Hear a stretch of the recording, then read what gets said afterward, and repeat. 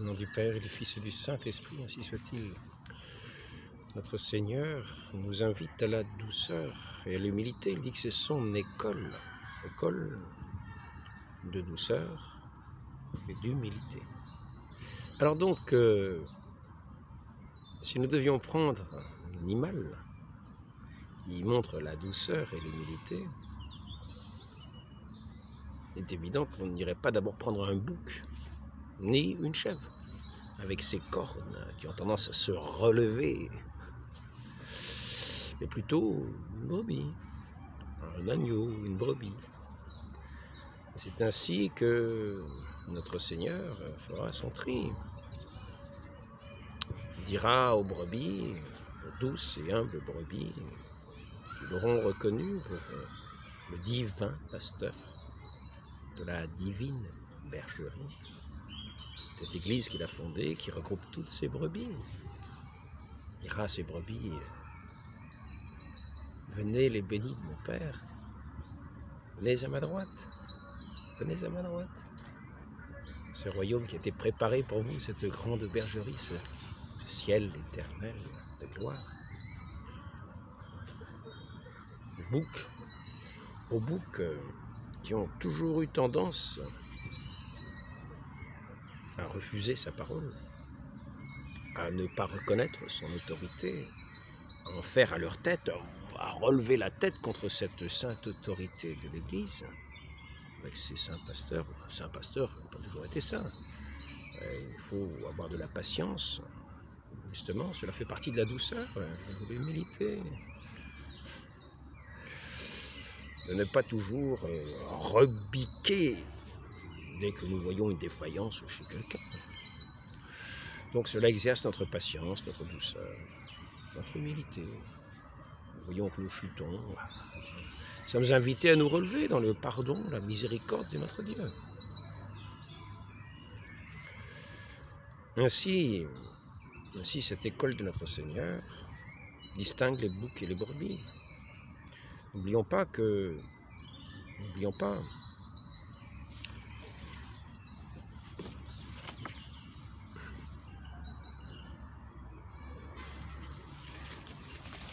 ce que dit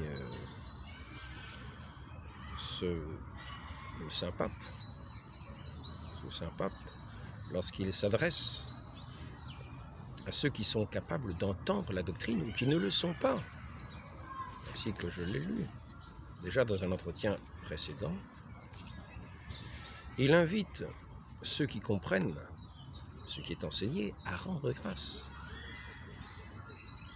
Et les autres, il les invite à ne pas relever les cornes du vieux bouc, contre Dieu, contre ses pasteurs, ceux qu'il a établis pour être les pasteurs de l'Église, avec son autorité, l'autorité du Christ, l'autorité de Dieu. Cette Église qu'il a établie divinement. Ainsi, à toutes les époques, nous avons vu les boucs et les brebis. C'est comme ça. Il y a ceux qui, apparemment,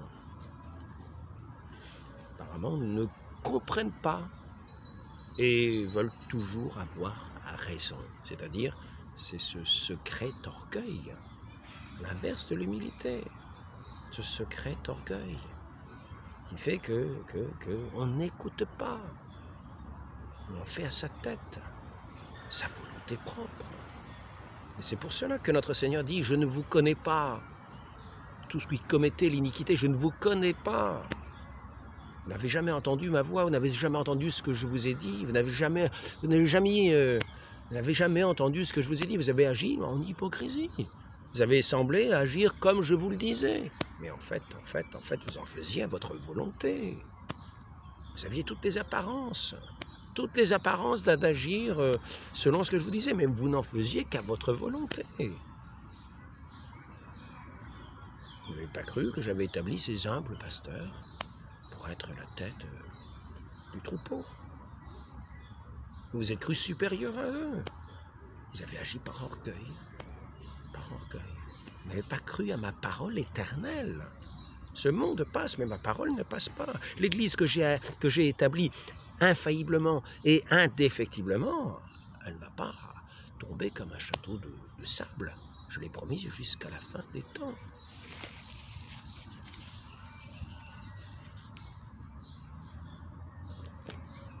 Apologétique chrétienne, à peu près 1913.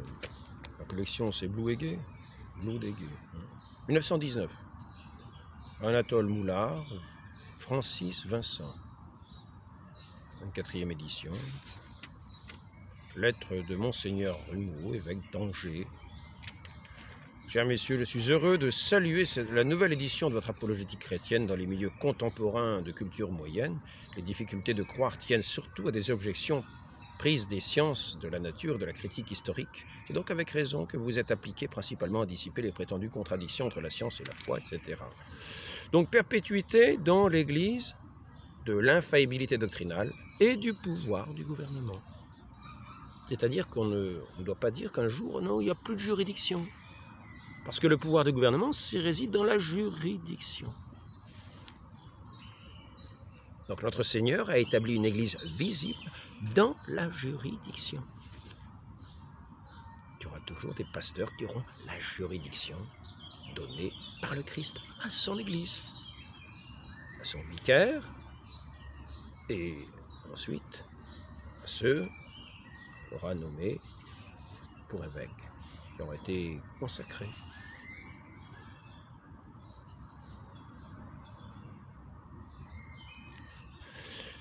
Ce que nous avons dit du besoin qu'a l'homme de certitude et de direction pourrait prouver que Jésus-Christ a dû laisser perpétuellement dans son Église l'infaillibilité et le pouvoir de gouvernement. Il en est bien ainsi. Jésus-Christ a conféré l'infaillibilité doctrinale et le pouvoir de gouvernement, non seulement aux apôtres, mais à leurs successeurs jusqu'à la fin du monde. Alors la fin du monde, ce n'est pas des événements bizarres. Non, la fin du monde, c'est le jugement dernier. Venez les bénis de mon Père. Venez mes petites brebis. Ah, les boucs, allez à la gauche. Je ne vous connais pas, vous qui commettez l'iniquité, qui sous couvert de mon nom, faites votre volonté propre, par vos éclairages propres, votre intelligence propre. Allez dans vos obscurités, dans vos lumières qui ne sont que ténèbres. Vous n'avez pas voulu de la vraie lumière, vous n'avez pas voulu de mon enseignement, vous ne vous êtes pas fié à cette foi, à cet enseignement transmis en toute certitude par l'Église que j'ai établie, avec ce Saint-Esprit de vérité, pour guider les brebis à la lumière éternelle, dans cette confiance, dans cette disposition intérieure qui vous aurait fait tendre l'oreille. Ah, vous n'avez pas voulu écouter. Oui, car il est vrai de dire que l'acte de foi consiste à croire en l'Église. Mon Dieu, je crois fermement toutes les vérités que vous avez révélées et que vous nous enseignez par votre Sainte Église, parce que vous ne pouvez ni vous tromper, ni nous tromper.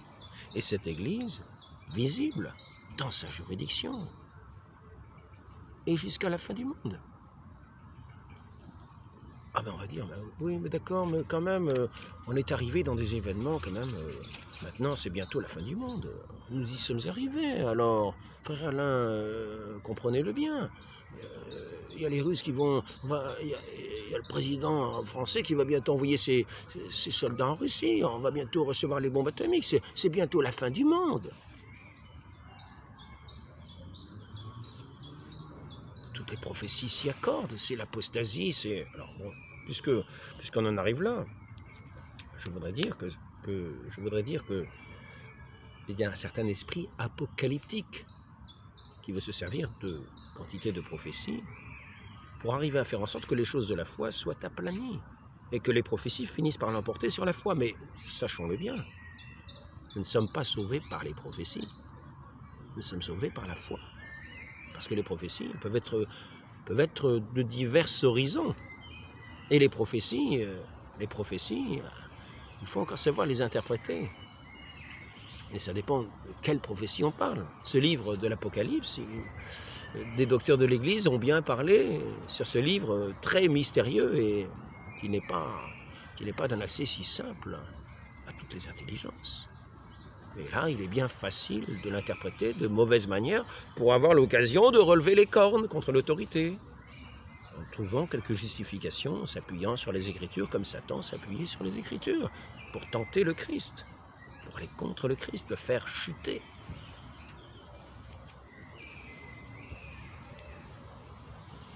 Si nous allons voir par exemple, c'est un fait, que le modèle de tout hérétique, c'est toujours de relever la tête contre l'autorité, par ce mépris de l'autorité, tel que j'en avais parlé dans un enseignement précédent, tel qu'il est dit dans le catéchisme de Trente, chapitre 10 sur l'Église. On n'est pas hérétique par le seul fait qu'on pêche contre la foi, mais parce qu'on méprise l'autorité de l'Église. C'est-à-dire, méprise l'autorité de l'Église, on croit qu'il n'y a pas d'autorité, que cette Église n'a pas l'autorité qui ferait qu'on ait à lui obéir, et qu'on ait à y adhérer. Donc certains vont trouver, oui mais il y a les prophéties maintenant, les prophéties ont dit il y aura l'antichrist qui va arriver. Et l'antichrist il va venir sur le trône il va venir à Rome, l'antichrist, et c'est lui qui est déjà là, c'est pour ça que je ne lui obéis pas. Moi je ne veux pas obéir à l'antichrist, c'est l'antichrist qui est là. Mais je tiens à rappeler la chose suivante, perpétuité dans l'Église de l'infaillibilité doctrinale et du pouvoir du gouvernement.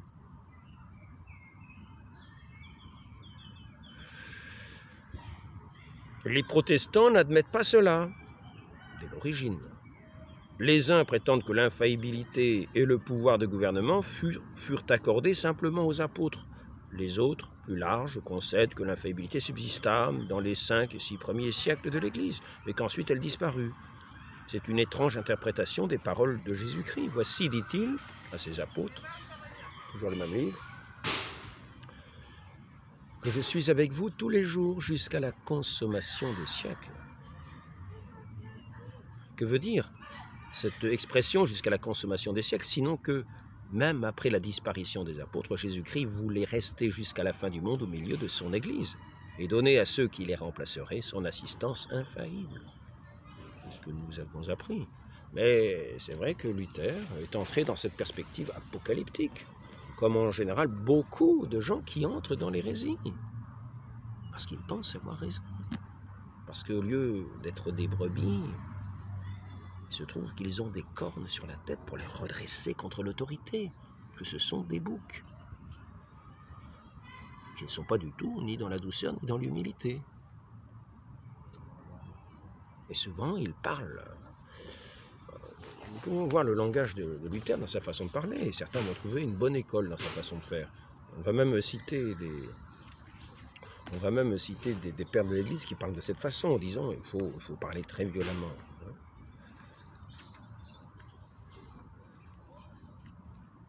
Rupture, le vrai visage de Luther, combattre l'erreur, combattre par la parole, le visage de Luther. Alors, bon, je ne sais pas où j'ai vu ça, enfin, des paroles très violentes, des paroles infectes, comment dire,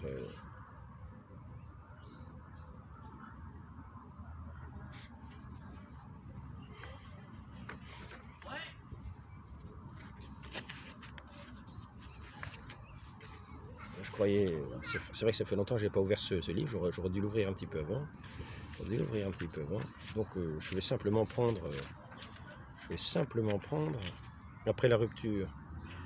Je pense qu'ils sont tous devenus fous à Rome, tous sont violents, inconsidérés, sans cervelle, ce ne sont que des bûches, des pierres, des démons, et qu'après le sort en est jeté. Je méprise la fureur et les faveurs des Romains, je ne veux plus de réconciliation ni de communication avec eux pour l'éternité.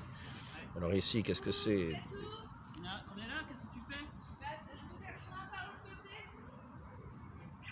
Voici quelle sera la rétractation. Jusqu'ici, j'ai appelé le pape, le représentant de Jésus-Christ. Maintenant, je me rétracte et je dis, le pape est l'ennemi de Jésus-Christ, le pape est l'apôtre du diable. Dans un pamphlet, il ose écrire « D'où sortez-vous donc, prêtres, des idoles? Vous n'êtes que des voleurs, des brigands, des blasphémateurs de l'Église.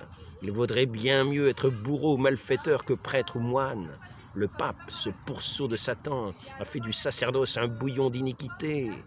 Nous pouvons, dit-il encore, laver nos mains dans le sang de la Sodome romaine. » Ah, c'est de la prose. Ceux qui le contredisent ou le réfutent, son imagination fertile est sans retenue. Il appelle les théologiens de Louvain âne grossier, truie maudite, misérable fripon, panse de blasphème, incendiaire, altéré de sang, fratricide, pourceau grossier, porc épicurien, hérétique, idolâtre, vaniteux, païen damné, maître de mensonges, marc croupi, bouillon maudit de l'enfer. Rien que ça. Quant à la faculté de Paris, elle est la synagogue damnée du diable. Elle est rongée depuis le sommet de la tête jusqu'à la plante des pieds par la lèpre blanche. Elle est atteinte de la pire des hérésies.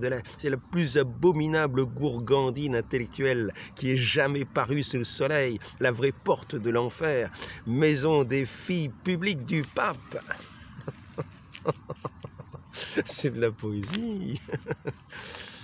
Donc les cornes se remontaient et savaient se montrer efficaces. Luther ne recule pas, dit Christiani, devant les pires obscénités. Il parle dans une lettre intime, un prêtre apostat comme lui, marié comme lui, l'infortuné palatin de sa femme Catherine, en termes si révoltants que l'on ne pourra les citer plus loin qu'en latin. Bon, on va arrêter pour ça. Donc ça, c'est le langage. Donc faisons attention. Si nous ne voulons pas avoir trop de ressemblance avec Luther, de ne pas trop lui ressembler dans son langage. Faisons attention de ne pas blasphémer l'Église de cette façon. Car il parle de cette façon-là, comme certains aujourd'hui parlent un petit peu de l'Église. Le pape, l'Antichrist, c'est un serment d'Antichrist, c'est Sodome, l'Église c'est Sodome, c'est Babylone. Oui, vous voyez ça, non seulement chez les témoins de Jéhovah, non seulement chez les protestants, mais chez ceux qui se disent catholiques. De cette Église qui a l'indéfectibilité jusqu'à la fin des temps, l'infaillibilité de la doctrine. Ex cathedra, n'oublions pas ce que c'est ex cathedra. Quand il parle du siège de Pierre, ça c'est pour le pape. Ex cathedra, du siège de Pierre. Et c'est défini, c'est-à-dire des définitions irréformables qui engagent toute l'Église sous peine d'anathème. Et puis ensuite, sur la foi et les mœurs, et en matière de... Ben oui, en matière de foi et de mœurs, qu'est-ce que c'est l'autre point? Il y en a 4, on dit le quatrième, tiens. Donc, voyons la suite, parce que c'est intéressant de voir le rapprochement que l'on peut faire entre Luther et certains qui s'emploient à avoir un langage grossier. Ils croient faire une bonne œuvre. Ils croient faire vraiment une œuvre très évangélique en ayant un langage grossier. Parce que notre Seigneur a dit, par exemple, engeance de vipère. Mais engeance de vipère, il faut savoir que ça, c'est l'engeance de vipère, c'est-à-dire c'est la descendance du serpent. Quand on dit engeance de vipère, ça veut dire descendance du serpent. Parce qu'il faut savoir que dans les Écritures, il y a la descendance de la femme. C'est le Christ qui va écraser la tête du serpent, qui a sa descendance aussi. Donc, quand notre Seigneur Jésus-Christ parle de la descendance du serpent, il parle des boucs. Il parle des boucs qui n'écoutent pas sa parole comme ils n'ont pas écouté Dieu. C'est la descendance de Satan qui sont à l'école du diable, qui n'écoutent pas le bon Dieu, qui n'écoutent pas le bon pasteur, qui a établi son Église au milieu de ce monde hostile, de ce monde qui a rejeté sa lumière. Et ils se font les artisans des ténèbres, en croyant avoir raison, en s'établissant comme maître contre celui qui est le maître, la lumière véritable, venu pour éclairer tout homme, donc eux aussi. Et eux, ils ont raison. Ils ont raison. Ils disent, nous avons la foi d'Église. Mais ils n'ont pas la foi d'Église, puisqu'ils ne croient pas en son indéfectibilité. Ils n'ont pas confiance. C'est ce manque de confiance, indéfectibilité, qu'il y ait ensuite, après ça, que ce ne soit pas à l'intérieur de l'Église. Nous savons qu'il y a, si nous reprenons le catéchisme de Trente, la définition de ce qui compose l'Église. Qui compose l'Église? Le nom de l'Église, qui sont ceux qui n'appartiennent pas à l'Église.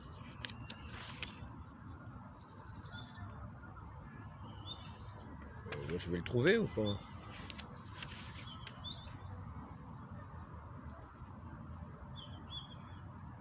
Alors, je sais qu'il y a aussi les méchants. Il y a aussi les méchants. Il est dit qu'il y a des bons et des méchants. Que les méchants sont comme la paille séchée. Ce sont ceux qui ont cette foi de l'Église, mais qui n'ont pas cette grâce de Dieu. Ils vivent pas dans cette charité. Ils sont en péché mortel. Ils n'obéissent pas au commandement de Dieu. Après ça, il y a des ignorances.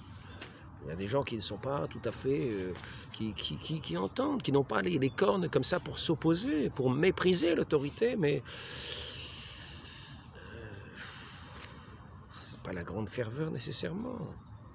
Ils ont comme un assoupissement spirituel qui peut entraîner quelques relâchements qu'on va quelquefois interpréter comme des scandales, et qui vont être effectivement quelquefois des scandales pratiquement publics. Mais faisons bien attention. Il n'est pas dit que dans cette église, il n'y a que ce qu'on appelle, communément les saints canonisés. Non. L'église est une convocation de tous les pécheurs, de cet univers, convocation de tous les pécheurs qui entendent la parole, qui ne se ferment pas à la parole, qui entendent le bon pasteur, qui ont foi dans cette église, qui savent que c'est la bergerie, qui vont y entrer par la porte sainte du baptême, en renonçant à eux-mêmes. Mais après ça, renoncer à soi-même, c'est toute une vie de renoncer à soi-même, c'est tout un combat, c'est cet aspect de pénitence. Le chrétien est un pénitent, et quelquefois il y a des chutes. Parce que nous faisons le chemin de croix, nous rappelons quelquefois nos chutes que nous allons faire. Quelquefois ce sont nos péchés dans lesquels nous allons retomber, qui provoquent ce poids de cette croix sur l'épaule du Christ.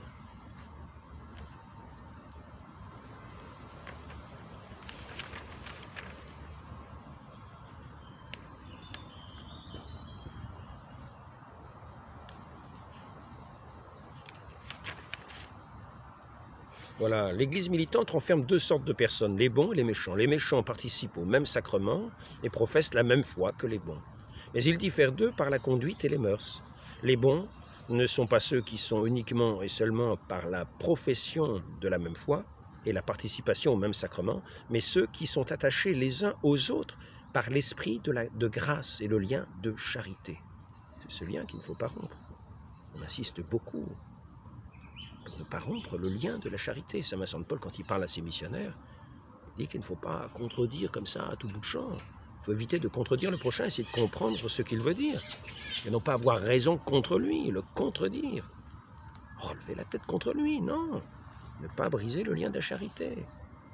C'est d'eux qu'il est dit, le Seigneur connaît ceux qui sont à lui. Les hommes peuvent bien aussi, d'après certaines conjectures, présumer qui sont ceux qui doivent être rangés parmi les bons, mais ils ne peuvent jamais l'affirmer avec certitude.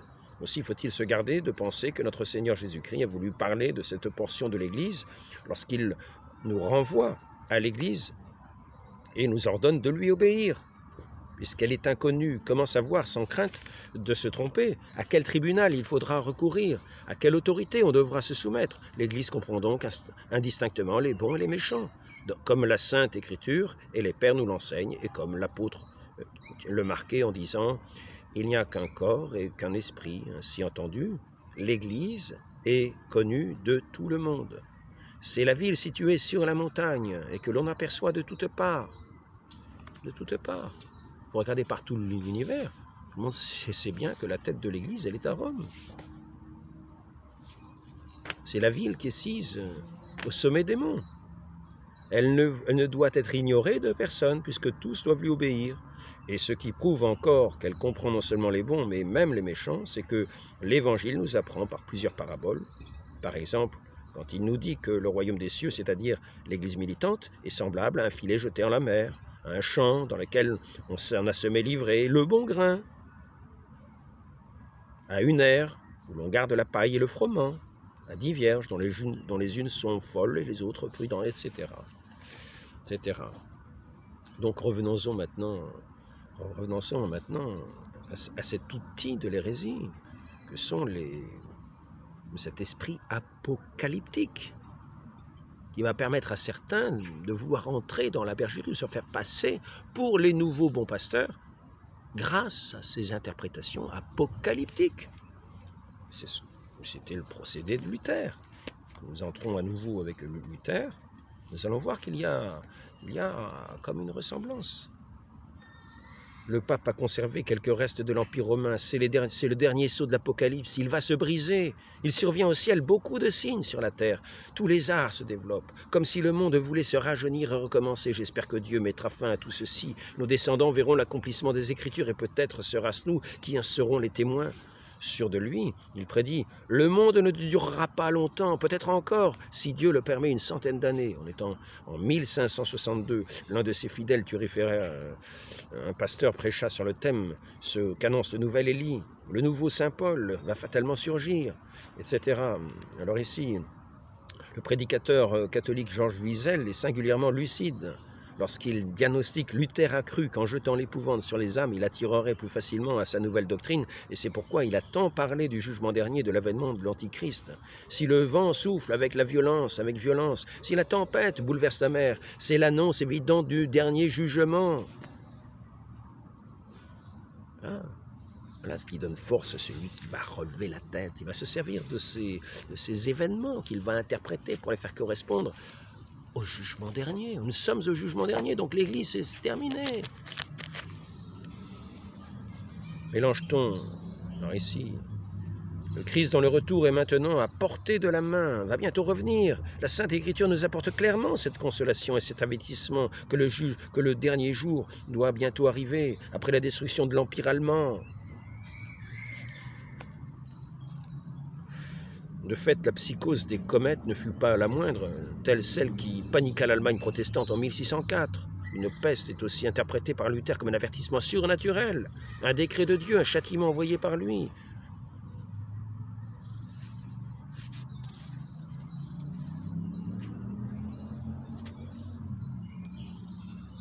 Le dernier jour est aux portes. 1530, dans son introduction au livre, tout est consommé, l'Empire romain est à bout de sa course, et le Turc au sommet, la gloire de la papauté est réduite à néant, et le monde craque de partout.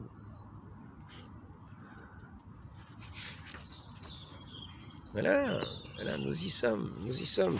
Nous pourrons voir qu'en se servant des prophéties, certains vont arriver à relever la tête contre l'autorité, à dire que c'est l'Antéchrist qui est sur le trône de Saint-Pierre. Mais n'oublions pas, l'Église est indéfectible. Nous ne voyons pas ici-bas encore le jugement dernier. Nous n'y sommes pas. Non, nous n'y sommes pas. Donc l'Église est toujours là. L'Église est toujours là. Dans sa hiérarchie. Dans sa hiérarchie, avec sa juridiction. C'est ce qu'on appelle l'Église visible.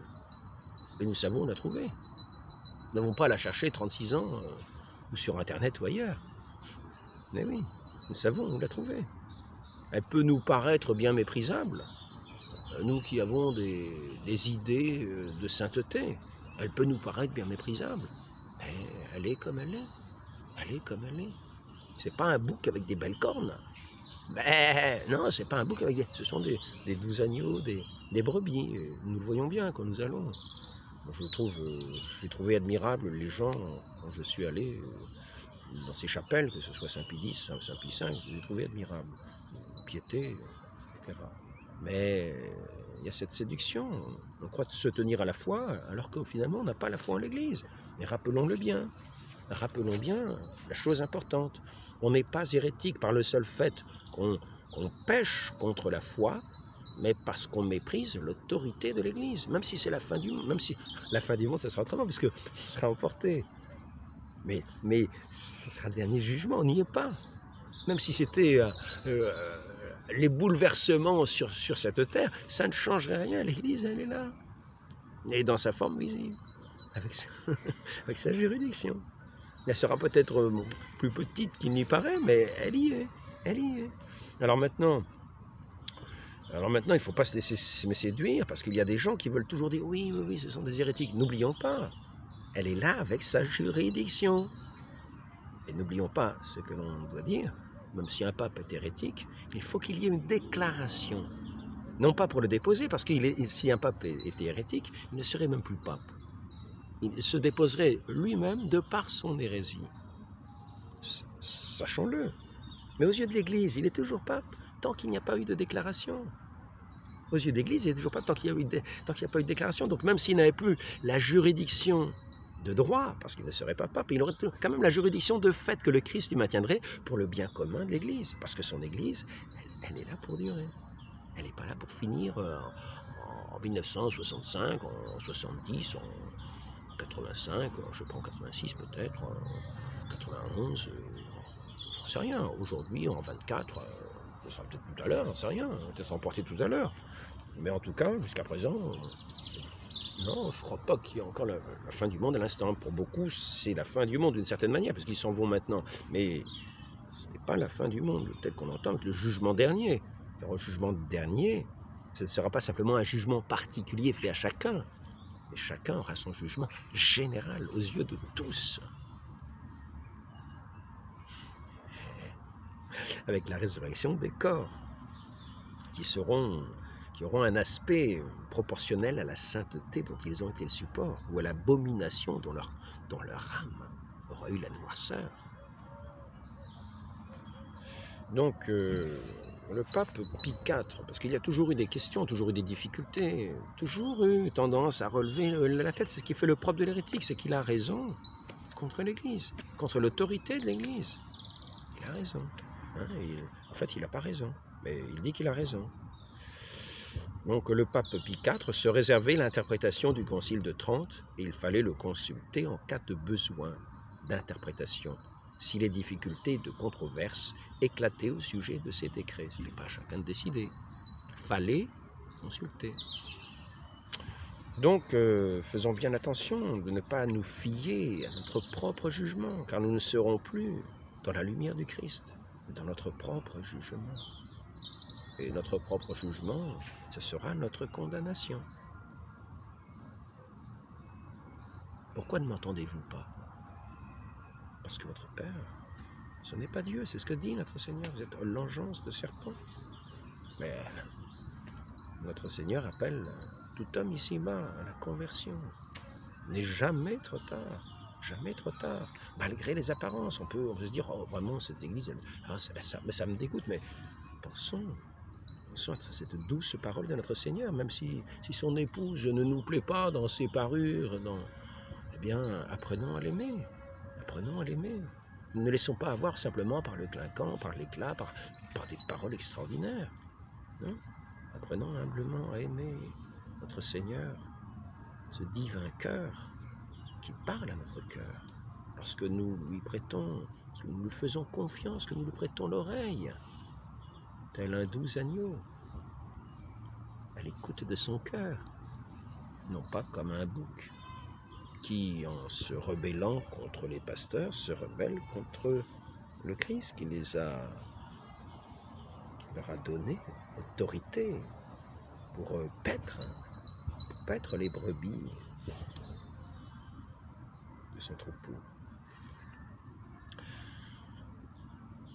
Ainsi donc, dès que l'autorité légitime a fait une prescription positive, qu'il ne soit permis à personne de s'y soustraire sous prétexte que cela lui déplaît, mais que chacun soumette sa manière de voir à l'autorité du Seigneur et lui obéisse par devoir de conscience, De même que nul particulier, par la publication de livres ou de journaux, ne s'érige en maître dans l'Église. Tous savent à qui a été confié par Dieu le magistère de l'Église. À celui-là, pleine et entière liberté doit être laissée de parler. Pleine et entière liberté doit être laissée de parler quand et comme il juge à propos. Le devoir des autres est de l'écouter avec déférence et de se conformer à sa parole, là où le Saint-Siège n'a rien décidé, sans détriment de la foi, ni de la discipline. On peut exprimer son opinion charitablement, sans excès qui blesserait la charité, librement. Benoît XV, ad beatissimi apostolorum principis. Donc, il nous faut veiller à écouter de la bonne manière ce qui nous est dit, et non pas de la mauvaise manière. Selon la règle de la science théologique, toute proposition qui contient en elle un sens douteux, c'est ce qu'on reproche souvent au Concile Vatican II, c'est ce que certains reprochent souvent au Concile Vatican II. Selon la règle de la science théologique, toute proposition qui contient en elle un sens douteux doit toujours être comprise selon le sens qui conduit à une affirmation vraie. Donc s'il y a une ambiguïté, il ne faut jamais tenir compte du mauvais côté, mais toujours du bon côté qui est la règle. Voilà. Bon, maintenant, nous allons en revenir à nouveau cette parole très importante pour en revenir à ce concile, qui ne doit pas être une porte de fermeture à ceux qui se diraient « Ah ben ça y est, l'Église est terminée, l'Église est finie, elle n'existe plus, elle est montée au ciel parce que maintenant c'est les prophéties. Donc nous n'avons plus foi en l'Église. Nous n'avons plus foi en l'Église. Nous relevons la tête contre ceux qui ne sont même pas des pasteurs. C'est pas l'autorité. Ça s'appelle quoi? Ça s'appelle le mépris de l'autorité. Je vais rappeler à nouveau cette antienne que nous devons bien connaître. Cette antienne. On n'est pas hérétique par le seul fait qu'on pêche contre la foi, mais parce qu'on méprise l'autorité de l'Église. Voilà. Alors, que ce soit à cause de prophéties, que ce soit à cause de ceci, que ce soit à cause de cela. Il ne faut jamais mépriser l'autorité de l'Église. Même si un pape était déchu, papauté, il n'était plus membre de l'Église et qu'il conservait cette juridiction, non pas de droit, parce qu'il ne serait même plus pape de par son hérésie, alors que l'Église n'en sait rien. Il garderait cette juridiction de droit, il n'est pas permis de lui dénier l'obéissance, tant qu'il n'y a pas de déclaration de l'Église à son sujet. C'est-à-dire tant qu'un concile général ne s'est pas réuni pour déclarer, pour faire connaître à l'Église qu'il était hérétique. Donc avançons tout simplement, obéissant au bon pasteur, c'est-à-dire au Christ qui remet son autorité à qui il lui plaît. Il la remet, il laisse cette autorité, et admettons que celui qui est à Rome se soit déposé lui-même, il a la juridiction. Il a la juridiction non pas de droit, parce qu'il n'est plus pape, il s'est déposé lui-même de par l'hérésie, admettons, mais de fait, que le Christ lui maintient pour le bien commun de l'Église, et personne ne doit lui dénier l'autorité. Bien sûr, en dehors de tout ordre de péché. Quand il y a un péché, on n'a pas à obéir aux hommes, mais à Dieu, car Dieu ne commande jamais le péché. Dieu ne commande jamais le péché. Si c'est une règle de l'Église, que quand un supérieur d'une communauté nous demande de pécher, nous n'avons jamais à obéir au péché, car le péché ne vient jamais de Dieu, ne vient jamais de l'autorité de Dieu. Donc je vais reprendre ce que nous a dit clairement, et que ce soit même bien net, parce que c'est un passage, un des plus importants, me semble-t-il, qu'il faut savoir. Voilà, ça c'est la suite de ce que j'avais lu une première fois. Pie IX, puisqu'il cherche à prendre au piège le pontife romain et les évêques successeurs de Saint-Pierre et des apôtres, et à ruiner la réalité du pouvoir de juridiction en les transférant au peuple, comme ils disent, à la communauté qu'ils se proclament eux-mêmes l'Église. L'Église n'existe plus, c'est eux-mêmes l'Église, donc voilà. la réalité du pouvoir de juridiction en les transférant au peuple, comme ils disent, à la communauté, puisqu'ils rejettent et attaquent obstinément le magistère infaillible du pontife romain, magistère infaillible qui va jusqu'à la fin des temps, jusqu'à la fin du monde. Infaillible du pontife romain d'une part et de toute l'Église enseignante d'autre part, puisqu'ils affirment avec une audace incroyable, et en cela ils pêchent contre le Saint-Esprit, promis par le Christ à son Église, pour qu'il demeure toujours en elle, que le pontife romain, que tous les évêques, les peuples unis à lui, dans une même communion, sont tombés dans l'hérésie quand ils ont ratifié et reconnu publiquement les définitions du concile œcuménique du Vatican, et en les professant, c'est pourquoi il nie aussi l'indéfectibilité de l'Église, disant avec blasphème qu'elle a péri dans l'univers entier et que par conséquent son chef visible et les évêques ont fait défection. Pape Pie IX. Etsi multa luctuora, 21 novembre 1873. Faisons très attention à ce texte, réécoutons-le si nous l'avons mal entendu. J'essaierai de l'écrire peut-être en description, parce qu'il est très important, car ce qui est dit au sujet de ce Concile Vatican I peut être exactement dit au sujet du Concile Vatican II. Tous les évêques ensemble n'ont pas pu faire défection. Le Saint-Esprit est promis à l'Église. Et maintenant, nous allons voir quelques petites phrases qui vont montrer que même, qui vont montrer comme cela, l'inhérence des évêques ici. Ce serait donc un attentat, là c'est Grégoire XVI Mirarivos, ce serait donc un attentat, une dérogation formelle au respect que méritent les lois ecclésiastiques, même dans le côté disciplinaire. Même dans le côté, non seulement de la foi, mais de la discipline et des sacrements. Nous allons aborder aussi les sacrements. Cette indéfectibilité, elle concerne toute l'Église, dans son entier. L'Église est une, dans ses sacrements, dans son enseignement, dans tout ce qui la constitue, dans sa hiérarchie, unie au pontife romain, unie au Christ, unie à Dieu. Elle est l'épouse du Christ. Ils n'ont pas divorcé.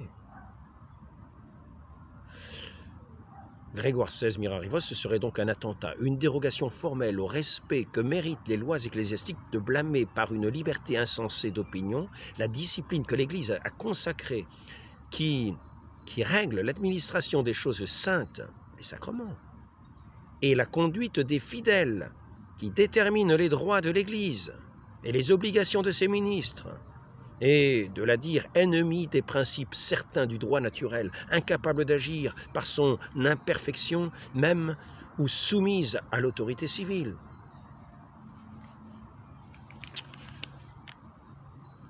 Nous devons savoir que le Concile Vatican I a promis la succession perpétuelle des papes jusqu'à la fin du monde. Il n'est pas un moment, à cause de quelques crises apocalyptiques, non. La juridiction sera toujours là. Il y aura toujours la juridiction dans l'Église pour administrer les sacrements. Et là où il y a la juridiction, c'est là que nous devons aller, car nous obéissons au Christ. Nous obéissons à notre Seigneur. En dehors d'elle, nous ne sommes plus une Église visible. Nous ne sommes plus liés à la hiérarchie, instituée. Dieu, pierre sur cette pierre, je bâtirai mon Église. Indéfectiblement, c'est un roc. Le monde passera, ma parole ne passera pas. Les pasteurs de tout rang et de tout rite, et les fidèles, chacun séparément et tous ensemble, sont tenus au devoir de subordination hiérarchique qui concerne la foi et les mœurs, mais aussi celles qui touchent à la discipline et le gouvernement de l'Église, répandue dans le monde entier. Ainsi, en gardant l'unité de communion, de profession de foi avec le pontife romain, l'Église est un seul troupeau, sous un seul pasteur, telle est la doctrine de la vérité catholique, dont personne ne doit s'écarter sans danger pour la foi et son salut. Pastor Aeternus Vatican I.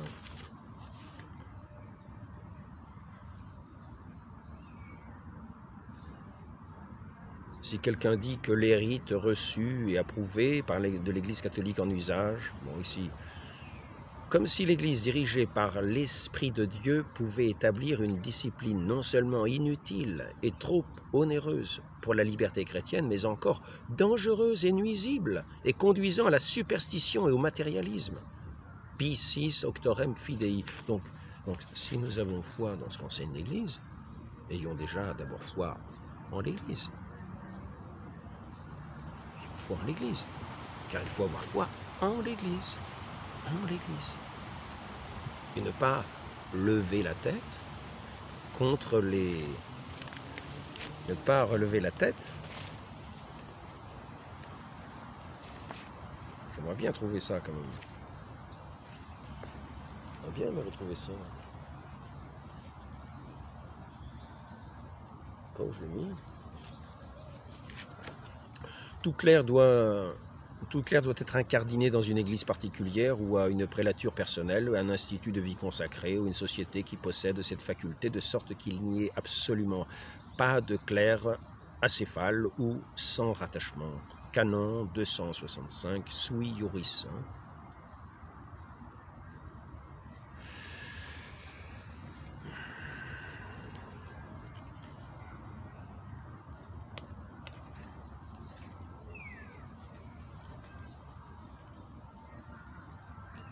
Je vais encore essayer de donner quelques éléments. On accuse l'Église d'enseigner des graves erreurs sur la liberté religieuse. Alors, j'ai déjà insisté dans un entretien précédent, la liberté religieuse n'est aucunement un droit à l'erreur. C'est simplement le droit de ne pas être, par les autorités civiles, persécuté. C'est pas un droit à l'erreur. Donc c'est ce qui est enseigné dans le catéchisme de la Sainte Église romaine de 1992. Seulement, il faut apprendre à le connaître. Il y a aussi cet enseignement qui fait qu'il y a la nécessité d'appartenir à l'Église que l'on sait fondée par Dieu lui-même. C'est ce qui est dit dans ce catéchisme de 1992 de la Sainte Église catholique. Et que ceux qui ne le feraient pas, qui regimberaient, n'ont pas de perspective de salut. C'est ainsi qu'il est dit.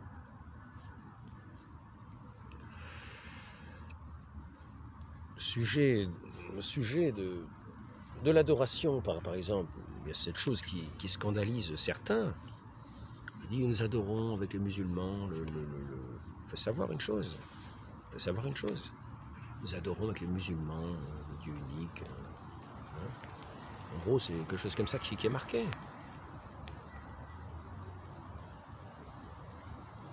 Il faut savoir que notre Seigneur, je vous l'ai déjà dit, notre Seigneur, à la Samaritaine, dit « Vous adorez celui que vous ne connaissez pas. Nous adorons celui que nous connaissons. » Or, c'est cette connaissance de Dieu, c'est cette connaissance du Christ qui est la vie éternelle. Il ne s'agit pas simplement d'adorer comme cela, non. Donc cela ne va pas du tout contre la foi. Nous devons connaître Dieu, nous le connaissons par le Christ.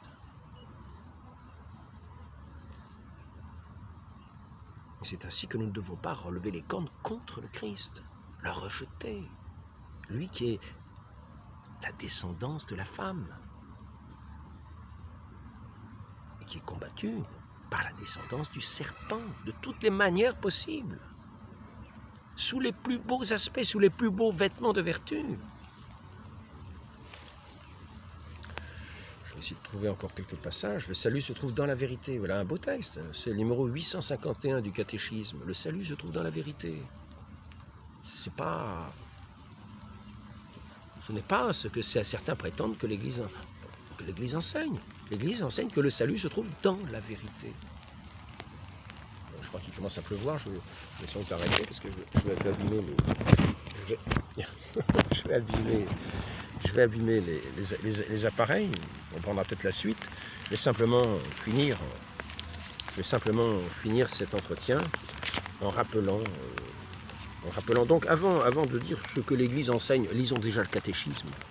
Voyons ce qu'elle enseigne et lisons-le de la bonne manière. pas de travers, comme un vieux bouc. Donc, lettre à... C'est pas ça, je me suis trompé. Ah, mince. Ah, elle est là, c'est ici. Catherine de Sienne à Barnabé Vincenzi. Il est fou celui qui se dresse, qui agit contre le vicaire, qui tient les clés du sang du Christ crucifié, quand bien même il serait un démon incarné. Il ne doit pas lever la tête, le bouc, la tête contre lui, mais toujours m'humilier. Je ne dois pas lever la tête contre lui, mais toujours m'humilier et demander miséricorde par le sang. Et ne fais pas attention à ce que le démon vous proposera, et vous a déjà proposé, sous couleur de vertu, c'est-à-dire de vouloir faire justice contre les mauvais pasteurs au sujet de leurs défauts. Ne vous fiez pas aux démons, n'essayez pas de faire justice de ce qui ne vous regarde pas. Dieu ne veut pas que ni vous, ni personne d'autre s'érige en justicier des ministres. Il s'est réservé le jugement et il l'a réservé à son vicaire. Et si le vicaire ne faisait pas justice, nous devons humblement attendre la punition et la correction de la part du souverain juge Dieu éternel. Épistolaire, volume 1, lettre numéro 28.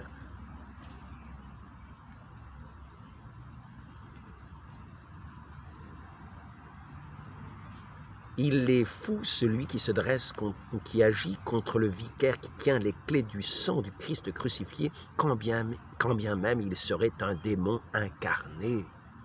Je ne dois pas lever la tête contre lui. Arrêtez là l'entretien. Demandons à la très sainte Vierge Marie, la mère de l'Église, de nous mettre dans le cœur cet esprit de douceur et d'humilité. Il nous fera les bonnes brebis pour entrer dans cette bergerie du divin maître, que l'orgueil trouve tant d'obstacles, où l'orgueil trouve tant d'obstacles pour entrer.